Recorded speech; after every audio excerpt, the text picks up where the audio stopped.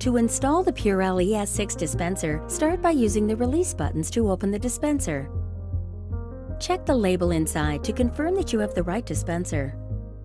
Leave a 7-inch clearance below the dispenser for proper servicing. To install with screws, use the dispenser as a template to mark and drill holes. Start with the topmost holes. Drywall anchors may be needed. To install using adhesive tape, clean the wall, remove the adhesive backing, and press the dispenser firmly against the wall for 10 seconds. Wait 24 hours before loading a refill. Remove the battery tab to activate the dispenser. Install the back plate cover by inserting top corners first, then pressing in the bottom until you hear an audible click. Close the dispenser. For hand sanitizer, install the shield floor and wall protector by inserting the tabs into the dispenser slots. An optional key allows conversion to a locking dispenser. To activate, insert the key into the lock slot. To disable the locking mechanism, remove the back plate and push up the plastic locking tab.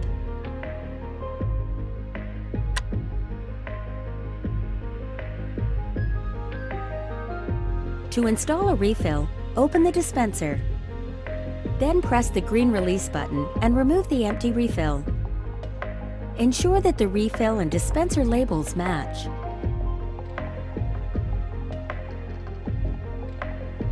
Remove the cap and insert the refill until you hear an audible click. Close the dispenser cover and look for the green status light. When the green light blinks, the dispenser is ready to use. Prime the dispenser by placing your hand underneath to dispense product. To recycle the empty refill, break and remove the collar and unscrew the pump. Recycle the collar and bottle and discard the pump. PURELL ES6 dispensers will provide years of reliable performance. If you have additional questions, contact GOJO Customer Service at 330-255-6000.